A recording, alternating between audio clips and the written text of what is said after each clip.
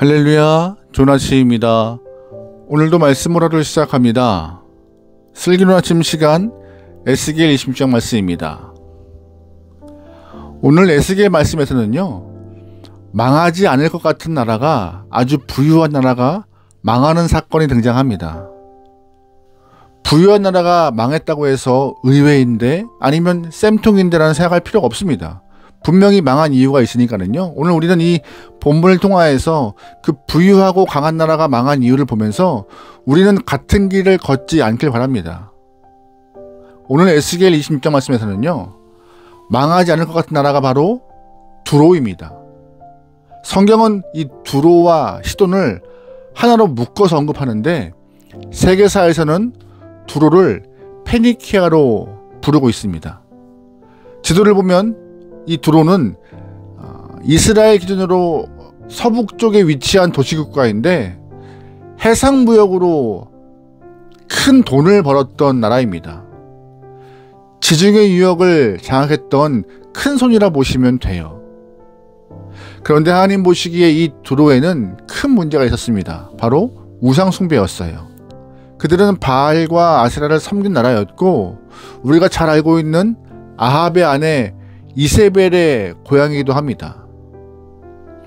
두로는 해상무역이 활발하게 발생하는 지역이기 때문에 경제적으로는 남부럽지 않을 만큼 강한 부국이었습니다. 기원전 6세기 남유다가 망할 당시에도 굉장히 불강한 나라였어요.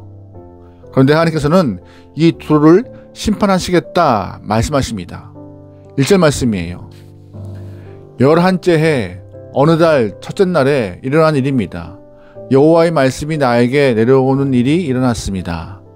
아멘. 에스겔이 바벨론 포로로 잡혀온 지 11년이 지났고 계산해 보면은 기원전 586년이 본문의 배경인 것입니다. 기원전 588년 바벨론의 느부갓네살 왕이 3차 침입을 시작했고 3년째 되던 해인 기원전 586년 남유다는 바벨론의 손에 완전히 넘어갔습니다. 하나님께서는 기원전 586년 남유다를 멸망시킨 이후 남유다 주변의 이방 민족들을 하나하나 차례로 멸망시키고 나가시는데요. 이런 상황에서 하나님께서는 두로를 멸망시켜야 하는 이유에 대해서 2절 말씀에 언급하셨어요. 2절입니다. 사람아, 티레가 예루살렘을 두고 말했다. 아, 백성들의 관문이 깨지고 예루살렘이 나에게로 넘어왔구나. 예루살렘이 쑥대밭이 되었으니 나는 가득하게 될 것이다. 아멘. 두로는 먼 발치에서 남유다가 멸망하는 모습을 지켜보고 한 말이 2절 말씀인데 2절 말씀에서 백성들의 관문이 깨졌다라고 말하고 있어요. 두로가 백성들의 관문이라고 말하는 것은 바로 예루살렘 성을 의미하는 것입니다.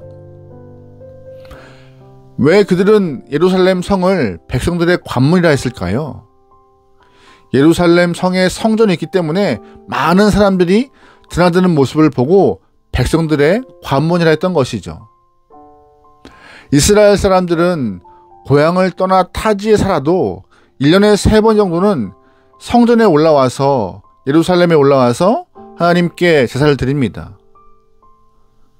두로는 그 모습을 내심 부러워했던 거예요. 많은 사람들이 때가 되면 모이고 또한 흩어지고 계속 왕래가 많은 그 나라와 그 민족과 도시를 굉장히 부러워했던 것입니다. 그런데 이제 이 백성의 관문이 깨어졌고 성전이 불탔으니 많은 사람들이 두로로 몰릴 거라 기대했던 것입니다. 아, 이제 우리나라로 오겠구나. 예루살렘 성전이 불탔으니 우리로 와서 많은 사람들이 함께 생활하겠구나 기대했던 것이죠.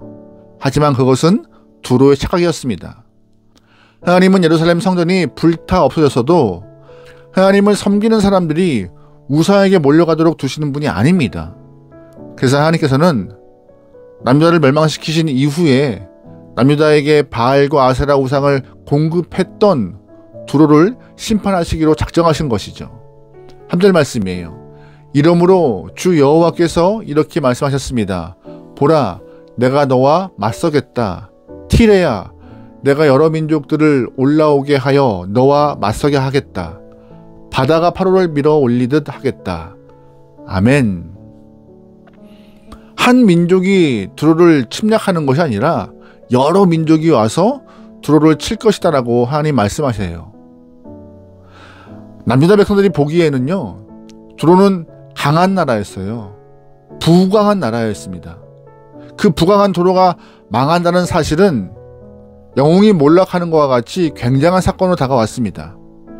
결국 강하게 보였던 두로도 망합니다. 왜 망해요? 하나님이 우상 숭배의 문제로 징벌하셨기 때문에요. 오늘 우리가 이 말씀을 통하여서 교훈을 얻고 깨달아야 할 부분도 이 부분입니다.